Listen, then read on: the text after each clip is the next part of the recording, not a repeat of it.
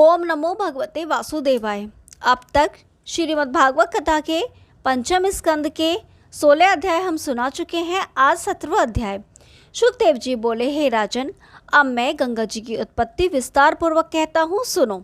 जब नारायण जी ने वामन अवतार लेकर 3 पग पृथ्वी राजा बलि से दान में ली और विराट रूप धारण करके एक पग से 7 लोग नीचे के और दूसरे पग से 7 लोग ऊपर के नाप लिए, तब ब्रह्मा जी ने परब्रह्म परमेश्वर का दाहिना चरण अपनी पुरी में पहुँचते ही त्रिविक्रम अवतार जानकर उठ खड़े हुए।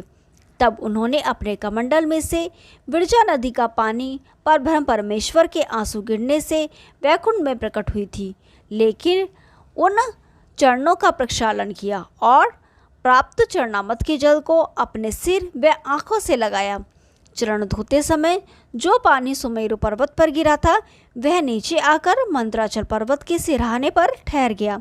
तदुपरांत वह पानी 4 धाराओं में विभक्त होकर बहा, तो एक धारा सुमेरु के पश्चिम, दूसरी दक्षिण और तीसरी सुमेरु के उत्तर दिशा में बहकर समुद्र में मिल गई। चौथी धारा जो पूर्व को बह रही थी वह भागीरथ के तपोबल से इलाव्रत खंड को बाईं ओर छोड़ती हुई नारायण पर्वत से उतरकर गंगोत्री से होकर भरत खंड में से आई। उसी धारा का नाम संसार में गंगा जी प्रकट हुआ। गंगा जी की ऐसी महिमा है कि जो कोई गंगा स्नान, जलपान व दर्शन करने हेतु अपने घर से जाने की इच्छा करता है, उसके करोड़ों जन्म के पाप छूट जाते हैं। वह मनुष्य इस इच्छा से जितने पग चलकर गंगा जी पहुँचता है, एक एक पग धरने के बदले उसको 100 राजसूय व अश्वमेध यज्ञ के फल मिलते हैं। यह वचन सुनकर परीक्षित ने संदेह मानकर शुकदेव जी से पूछा, हे महाराज, जब मनुष्य को गंगा स्नान के लिए जाने से ही यज्ञों के फल मिलते हैं, तो हमारे दादा युधिष्ठिर ने किस कारण इतना धन व्यय करके यज्ञ किया था और दूसरे राजा क्यों यज्ञ करते हैं? यह वचन सुनकर शुकदेव जी बोले, हे राजन, हम एक इतिहास तुम्हें बताते हैं, सुनो। एक बार महादेव जी और पार्वती जी मकर माह में गंगा स्नान के लिए प्रयागराज जा रहे थे।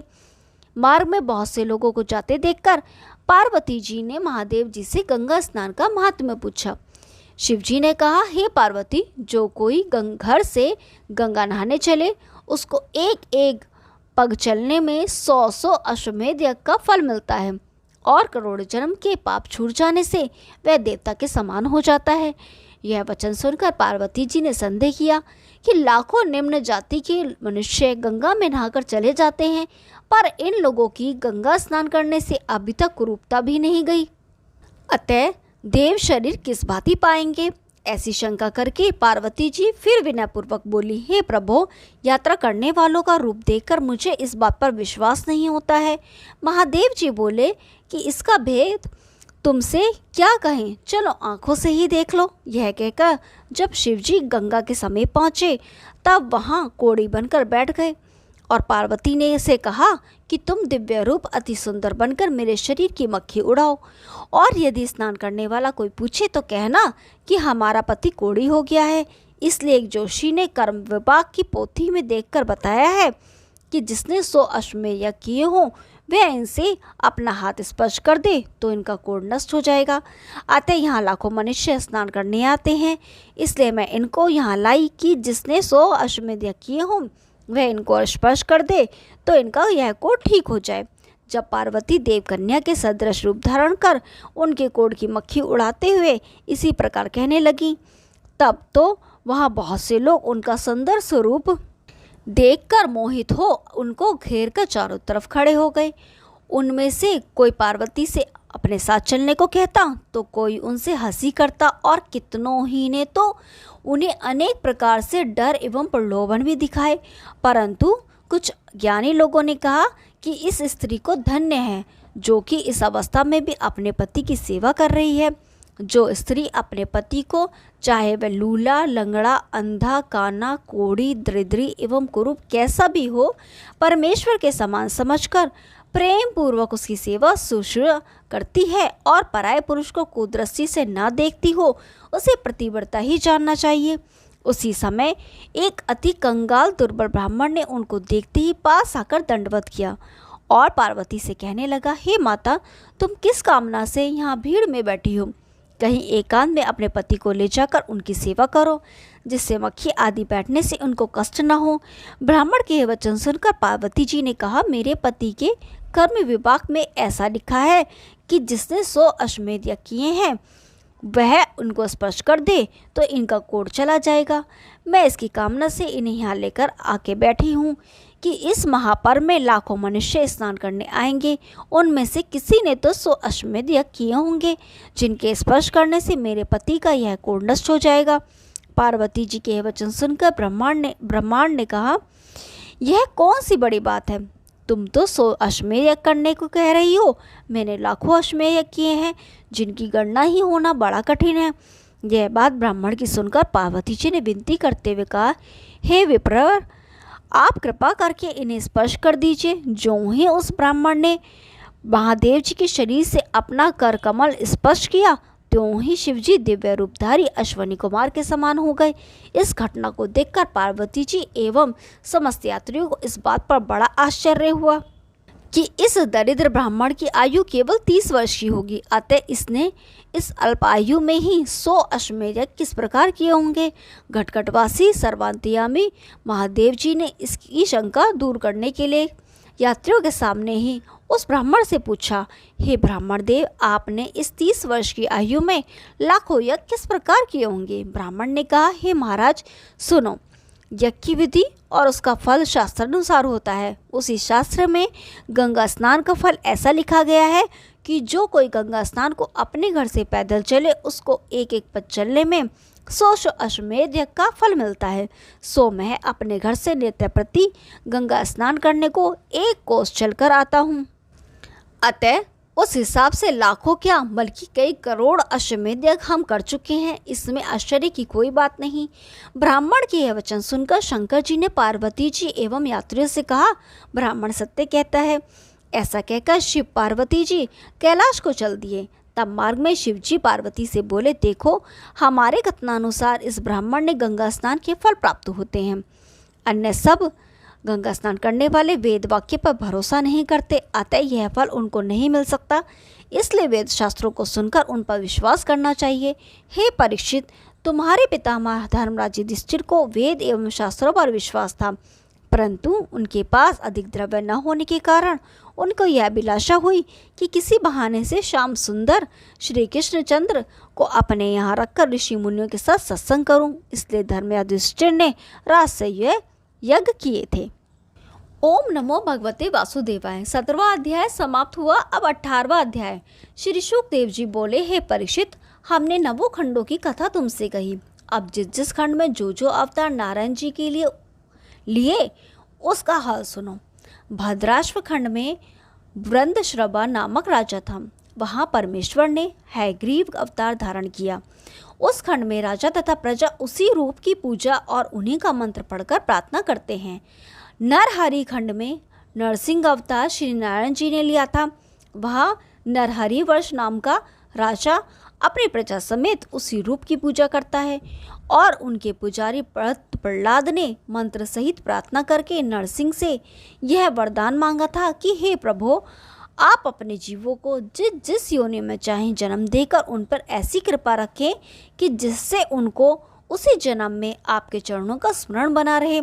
यह बात सुनकर नरसिंह जी बोले, हे प्रहलाद, तुम अपने लिए जो चाहो सो मांग लो, परंतु सांसारिक जीवों के लिए जो माया मोह में फंसे हैं ऐसा वरदान मत मांगो।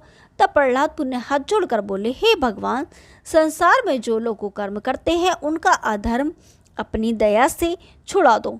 अपने चरणों की भक्ति उन्हें देकर वैकुंठ में बुला लो। यह वचन सुनकर नरसिंह जी ने कहा, हे प्रहलाद, जब जीवों को वैकुंठ की चाहना नहीं होती, जिसे सत्संग प्यारा होता है उसे ही ज्ञान प्राप्त होता है। कलयुग में मनुष्यों को सत्संग अच्छा नहीं लगता, संसारी माया में फंसे रहते हैं। जो श्री हरि की भक्ति करता है उसके पास सब गुण अपने आप इस प्रकार चले जाते हैं जैसे नीची पृथ्वी पर पानी भरकर इकट्ठा हो जाता है। यह बात सुनकर प्रहलाद ने कहा, हे महाराज, जगत में कोई ऐसा भी मूर्ख होगा जिसे वैकुंठ जाने की इच्छा न होगी। आप लालच के कारण अपना वैकुंठ किसी को नहीं देना चाहते। मुझे इस बात में बड़ी लज्जा मालूम होती है कि सांसारिक लोग यह कहेंगे कि प्रहलाद के स्वामी लालची हैं। यह वचन सुनते ही नरसिंह हंसकर बोले, हे प्रहलाद, तुम संसार में जाकर जिसे अति दुखी पाओ उससे वैकुंठ चलने के लिए कहो, देखो वह क्या कहता है। उनकी आज्ञा अनुसार प्रहलाद नगर में आकर किसी दुखी प्राणी को ढूंढने लगे। तब उन्हें एक शूकर अति रोगी दिखाई पड़ा। उसे महादुखी देखकर प्रहलाद ने कहा, तू यहाँ रहकर क्यों इतना कष्ट उठाता है, वैकुंठ चल, वहाँ तुझे बड़ा सुख मिलेगा। जब प्रहलाद ने स्वर्ग का सुख वर्णन किया तब वह शूकर बोला, मैं अकेला वहाँ नहीं चल सकता, परिवार सहित कहो तो चलूँ, तुम नरसिंह से पूछाइए। यह बात सुनते ही प्रहलाद ने जाकर नरसिंह से पूछा। वे बोले, बहुत अच्छा, सबको ले आओ। जब प्रहलाद ने आकर उस शूकर से परिवार सहित चलने के लिए कहा तब उस शूकर की स्त्री ने प्रहलाद से पूछा कि वैकुंठ में हमारे खाने के लिए विष्ठा है या नहीं। यह बात सुनकर कुछ सोचते हुए प्रहलाद ने कहा कि वहाँ नरक नहीं है और सब अच्छे अच्छे पदार्थ हैं। तब शूकर शूकरी आपस में सलाह करके बोले कि हमें यहाँ बड़ा सुख है, हम लोग स्वर्ग में नहीं जाएंगे। यह बात सुनकर प्रहलाद ने कहा कि तुम बड़े मूर्ख हो जो स्वर्ग को नहीं चलते। जब यह बात सुनकर वह शूकर प्रहलाद की ओर घुर्राने लगा तब वे दूसरा जीव स्वर्ग में ले जाने के लिए ढूंढते हुए एक वृद्ध मनुष्य के पास जाकर बोले कि अब तुम बूढ़े हुए, स्वर्ग में चलकर वहाँ का सुख भोगो।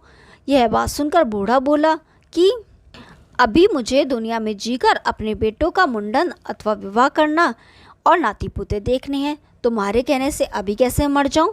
तुम यहाँ से चले जाओ, हमारे बेटों के सामने कहते तो वह तुम्हें दंड देते। जब प्रहलाद ने उस बूढ़े की बात सुनकर हार मान ली तब नरसिंह जी के पास जाकर विनय की, हे महाराज, जगत में सब छोटे बड़े अपने अज्ञान से माया मोह में जाल में फंसे हैं, इसलिए कोई मनुष्य स्वर्ग जाने की इच्छा नहीं करता। यह वचन सुनकर नरसिंह जी बोले, हे प्रहलाद, जगत में जिसने जैसा शरीर पाया है वह उसी में मग्न रहता है, उसकी इच्छा किसी भी तरह पूरी नहीं होती। आँख कान आदि सब इंद्रियां कमजोर हो जाती हैं परंतु उसका मन संसार को छोड़ना नहीं चाहता। यह बात सुनकर प्रहलाद ने नरसिंह को प्रणाम करके विनती की, हे महाराज, यह सब आपकी माया है, जिसको दया करके ज्ञान देते हैं वही स्वर्ग जाने की इच्छा करता है, सबको ज्ञान प्राप्त होना बहुत कठिन है। ओम नमो भगवते वासुदेवाय। 18वां अध्याय समाप्त हुआ। अब 19वां अध्याय। श्री सुखदेव जी बोले, हे परीक्षित, किंब पुरुष खंड में श्री रामचंद्र जी विराजमान रहते हैं और हनुमान जी मंत्री द्वारा उनकी पूजा एवं स्तुति करते हुए कहते हैं, हे भगवान, आपने केवल सांसारिक प्राणियों को शुभ मार्ग दिखलाने एवं कृतार्थ करने हेतु मनुष्य शरीर धारण किया था, रावण आदि राक्षसों का वध करने के हेतु अवतार नहीं लिया था। आप चाहते स्वयं अपनी इच्छा से राक्षसों का संहार कर देते। आपने वन में जो सीता जी के विरह में विलाप किया था वह आपने सांसारिक प्राणियों को यह दिखलाया था कि जब मेरे जैसे परब्रह्म आदि पुरुष को गस्ताश्रम में ऐसा दुख प्राप्त होता है तो संसार में जितने प्राणी हैं उन सबको स्त्री पुत्र आदि से अवश्य ही दुख प्राप्त होगा।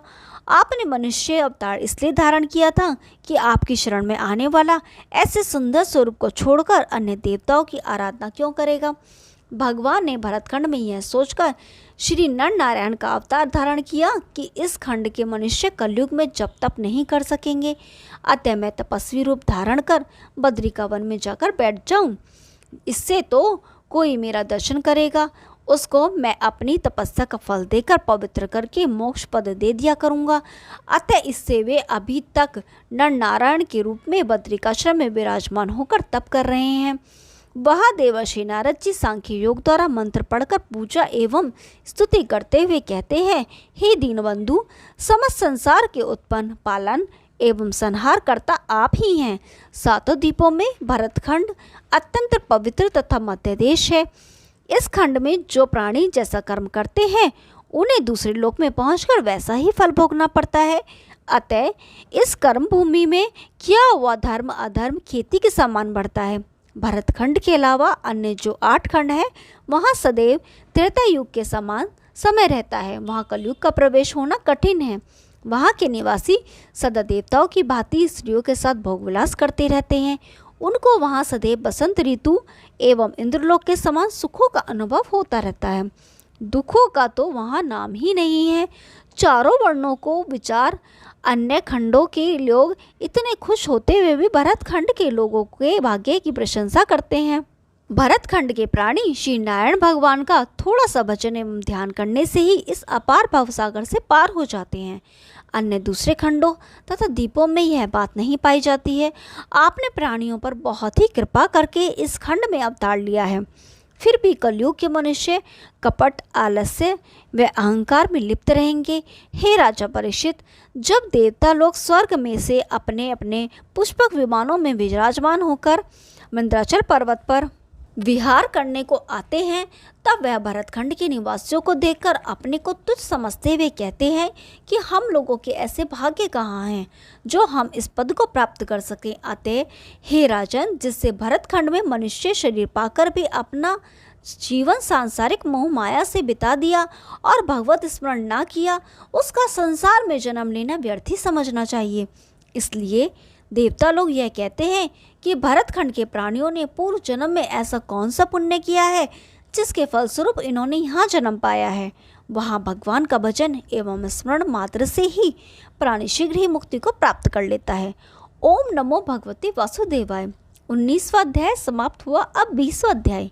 श्री सुखदेव जी कहने लगे, हे राजन, नवखंडों की कथा तो हमने तुमसे वर्णन कर दी, अब सातों द्वीपों की कथा सुनो। जम्बू द्वीप में नवखंड है। इस द्वीप में जामुन का एक बहुत बड़ा वृक्ष है। उसकी ऊंचाई 1,00,000 योजन है। इसका नाम जम्बू द्वीप पड़ा। उस वृक्ष की छाया 1,00,000 योजन के बीच में पड़ती है। उस द्वीप के चारों तरफ खारे जल का समुद्र है। नवखंडों में जो राजा थे, उन्होंने एक एक खंड के 6-6 भाग करके अपने अपने पुत्रों में बांट दिए। नवखंडों के सिराने पर एक एक पर्वत मध्य में स्थित है। सुमेरु पर्वत के नीचे रस, शहद एवं घृत की 3 नदियां हैं। देवता और गंधर्वों आदि की स्त्रियां उन नदियों में जाकर स्नान करके उन रसों को पीती हैं, इसीलिए उनको दुर्बलता एवं वृद्धावस्था नहीं आती है। जम्बू द्वीप में राजा सगर के 60,000 पुत्रों ने अपने पिता के अश्वमेध यज्ञ के शामकर्ण अश्व की खोज करने के लिए पृथ्वी को खोदा था। उस पृथ्वी के खोदने से सिनल द्वीप आदि 7 टापू और भी निकले हैं। दूसरे पाकर द्वीप में पाकर का एक वृक्ष 2,00,000 योजन ऊंचा है। उसमें भी बहुत बड़े बड़े फल लगते हैं और उसकी छाया 2,00,000 योजन के बीच में पड़ती है। उसके चारों तरफ रस का समुद्र है। उस वृक्ष के नीचे पहुंचकर जो कोई वस्त्राभूषण, भोजन एवं धन आदि जिस वस्तु की अभिलाषा करता है, उसे वे तुरंत ही उस वृक्ष द्वारा प्राप्त हो जाती है। उस द्वीप में अमृत आदि ये 7 कुंड हैं। तीसरा शालमली द्वीप है। वहाँ 4,00,000 योजन ऊंचा सेमल का वृक्ष है। उसकी छाया 4 योजन के बीच में पड़ती है, इसीलिए उसका नाम शालमली द्वीप पड़ा है। उस द्वीप के चारों तरफ 8 पर्वत हैं। उन पर्वतों पर पहुंचकर यक्ष एवं गंधर्वादिक गाना बजाना किया करते हैं। वहाँ उनके विहार करने के लिए सुंदर सुंदर तालाब, बगीचे और विहार भवन बने हुए हैं। उस द्वीप में सूर्य आदि 7 खंड हैं और उनके चारों तरफ मद से भरा हुआ सागर है। चौथा कुश द्वीप है। वहाँ 8,00,000 योजन ऊंचा कुश का वृक्ष है और उसकी छाया में ऊंचाई के बराबर ही पड़ती है, इसीलिए उसका नाम कुश द्वीप पड़ा।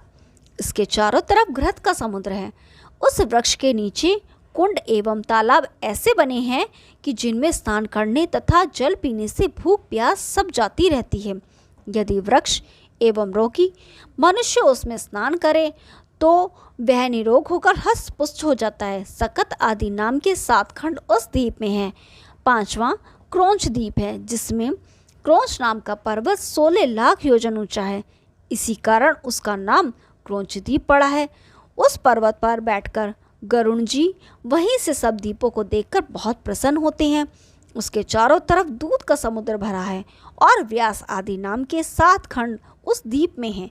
6ठा शाक द्वीप है। वहाँ शाक का वृक्ष 32,00,000 योजन है ऊंचा है। ऊंचाई के बराबर ही पृथ्वी पर उसकी छाया पड़ती है। उस द्वीप के चारों ओर छाछ का समुद्र है। उस द्वीप में देव द्वीप आदि नाम के 7 खंड हैं। सिद्ध एवं तपस्वी जन उस वृक्ष के नीचे बैठकर श्री हरि का ध्यान किया करते हैं और उस वृक्ष के झड़े हुए पत्तों को खाने से उन लोगों की भूख प्यास शांत हो जाती है। 7वां पुष्कर द्वीप है। वहाँ एक कमल का वृक्ष 64,00,000 योजन ऊंचा है। और उसकी छाया भी उतने ही घेरे में पड़ती है। वहाँ केसर की खुशबू आती रहती है और द्वीप के चारों ओर मीठे जल का समुद्र भरा हुआ है। उस वृक्ष के नीचे मानसरोवर नामक तालाब है। वहाँ हंस पक्षी मोती चुगा करते हैं। उस द्वीप में मकराकत आदि 7 खंड हैं। श्री सुखदेव जी बोले, हे परीक्षित, राजा प्रियव्रत ने इन 7 द्वीपों के राज्य को स्वप्नवत जानकर त्याग दिया और श्री नारायण का स्मरण करके मुक्ति पद को प्राप्त हुए। ओम नमो भगवते वासुदेवाय। 20वां अध्याय समाप्त हुआ। कल 21वां अध्याय शुरू करेंगे। तब तक के लिए नमस्कार।